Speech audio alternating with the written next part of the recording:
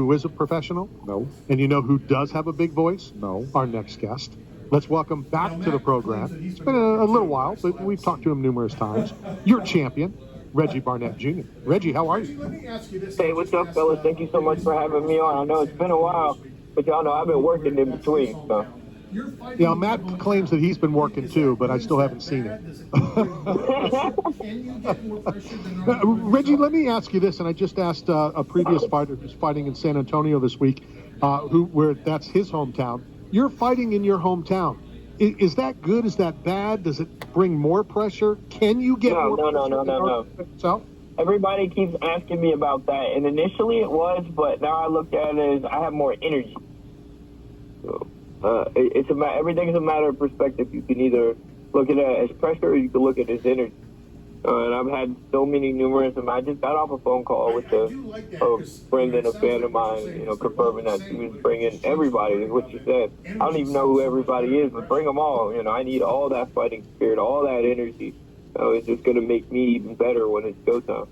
I do like that because, it sounds like what you're saying is they're both the same, but if you just change the wording of it, energy sounds so much better than pressure.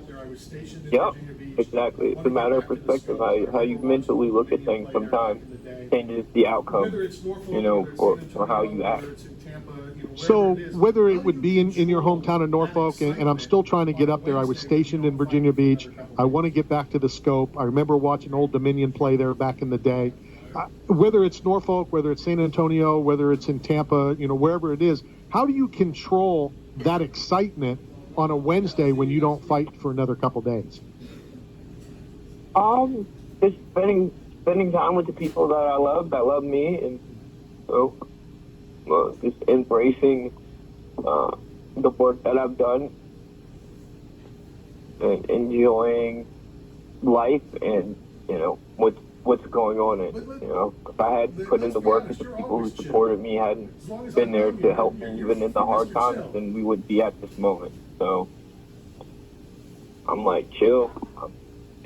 It's time to let the monster out. Let's be honest, you're always chill. As long as I've known you, you're Mr. Chill. Yeah, we're going to fight. And either way, it's going to be a fist fight to take place, so there's no point in being all riled up and whatever. I'm going to save that energy for the fight.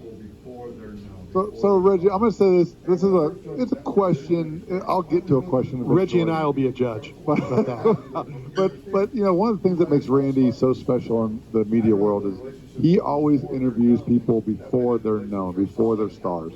And when I first joined the network, I didn't really understand. I was like, why don't we go to the top, to the champions, and start working our way down? And he's like, well, you understand. These guys all start from somewhere, and I'd rather build relationships with them before they're known. That way, the relationships are solid when they get to the top. Reggie, I'm not sure I quite said it that way. No, but that's what makes Randy so special. And so the point is that a lot of guys have that conviction, like one day I'm going to be champion, and they have that belief. But very seldom does it actually turn out. And you're one of those rare cases where I believed you at face value when you said it, and now that you're here, how's it changed from the vision you had of being the champ back in those early days? Nothing's changed in essence of vision. There's still work to be done. Just because I'm the champion doesn't mean I can just back off and get lazy. The focus. So we set goals, right? So the first goal was I told myself I was going to become champion. The next goal was I said I was going to bring bare knuckle home to Virginia. And then the next goal was I'm going to solidify my legacy. And then the goal after that is I'm going to become a two-weight class champion. So as long as you have set goals and set paths to get you to those goals, even if it's not always the path that you decided, as long as you continue to work towards it, then you can manifest it. Reggie, let me ask you this, and I've asked other fighters that have been in the same predicament when an opponent is changed, and I know this sounds crazy at first, but is sometimes a change good for you? Not that you're not, quote-unquote, motivated, because you always are, but if there's a change of opponent, it kind of revamps it. Now you have to do a little bit more. You have to do a little more studying. You need to do a little. And towards the end of your training, maybe that's a good thing, right? Yeah, not maybe. It sucks, when you, I guess, get your opponent changed. But at the end of the day, I'm not training for an opponent. I'm training to be the best version of myself. All right. So if you take and you change my opponent a week before the fight, am I going to do a little study and a little research on who I'm fighting? Yeah. But at the end of the day, the game plan was always to go out there and execute to the best of my ability. And as long as I do that, then I don't really care who I get there with. Not to sound grandiose, but right now, after a 10-week camp, I feel like there's no man on this planet, I don't care how big you are, that has anything for me in a hand-to-hand combat match. And that's essentially what bare knuckle is to me. You know, other guys look at it as just like a fist fight with no gloves, blah, blah, blah, but I was just hand-to-hand combat. So Reggie, is there anything like unconventional you do for your weight cut or for like fight camp that's untraditional? And I'll give you an example. Last Sunday, Lorenzo Hunt came to my house. We trained, we hung out, and I learned from Lorenzo that he wears a scuba suit in the sauna to cut weight. And I was like, I'd never heard of that before, but it raises your core body temperature and it helps with metabolizing. So I went out the next day and got a scuba suit, and now I incorporated that into my own fight camp. So is there anything out there that you're doing that's unconventional that people could take away from? Reggie, before you answer, I just want to tell you what I've answered that question when it's been asked to me. My next weight cut will be at my cremation.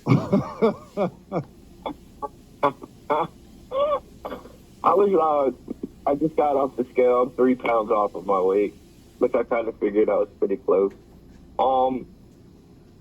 Unconventional.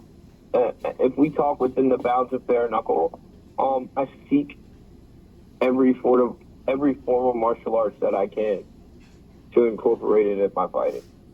It's not just a boxing match. I've done Jeet Kune Do, Tai Chi, Kung Fu, Taekwondo, boxing, Muay Thai. I branch out and try to take whatever I can from every combat sport and add what is useful to bare knuckle. I don't think other fighters are doing. Good stuff. Before I let you go, I'm curious, Reggie, I haven't been back to the Norfolk area since probably before you were born. Is the pig farm still there? The what? There was the world's largest pig farm on the other side of a water by the Damnick Navy base, which is where I was stationed. And every morning at 6, when we would wake up, it was the worst stink, and you wanted to get up. That's how bad it was. I'm just curious if that pig farm is still there. I don't know. All I know is it stunk. Talking about, is it Smithfield Meat Company? It's Smithfield. It is. You're talking about the meat company in Smithfield? I always thought it was a pig farm. I don't know. All I know is it stunk at 6 in the morning.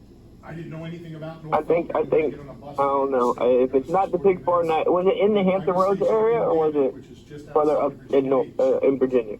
Yeah, like I said, it was right by Damnick. And again, I was 19 at the time. I didn't know anything about Norfolk. I knew how to get on a bus to go to the Scope, to go to some sporting events. But I was stationed in Damnick, which is just outside of Virginia Beach. Yeah, and there was, now the pig farm is gone now. They took that land and they turned it into military. They took that. I got you. Well, I'm afraid there's going to be some military action when you get back in that squared circle on what is it, Friday, right? Yep, Friday. Going down Friday, March 24th. Norfolk Scope. First ever Virginia bare knuckle event in world history. And the first ever title fight. World Championship title fight in the history of bare knuckle. So, if you can't get to Norfolk, if you can't get to the Scope, you can get it on the app and watch it. It's definitely going to be a treat to watch. Reggie, as always, great catching up. Have fun on Friday. I know you're going to enjoy it, and let's talk again real soon. Thank you guys so much for having me on. Y'all have a blessed day, and anybody out there got a dream, chase it. Let me prove that. If you're willing to continue to work for it, even in the hard times, anything is possible. Absolutely, and I did forget to mention, I know we have your address. We're going to send you a care package from 8 Man Strong, as well as a box of salsa from Blue Smoke Salsa. Enjoy it, have fun on Friday, and let's talk soon. Thank you guys. Y'all have a good one. You as well. Reggie Barnett, Reggie Barnett Jr. Always you're the vice from the champ. It is. He's a good dude. Awesome guy. I remember there was a fight in, I think it was Tampa, and he sits down next to me. You know, we're just sitting, you know, there was a table right by the ring, and we start talking, and I'm like, wait a second. And then I don't remember who it was. It might have been you. It might have been Tommy. Somebody brings a mat over to have Reggie sign it because he's the main event on the card. And he's just sitting there hanging out. He's like, yeah, I'm just... Well, that's what makes it so great. Because those guys fight, and they go, and they just sit in the crowd. And it's a interaction you don't get in the bigger promotion. And it's the way it used to be UFC, too. It definitely was.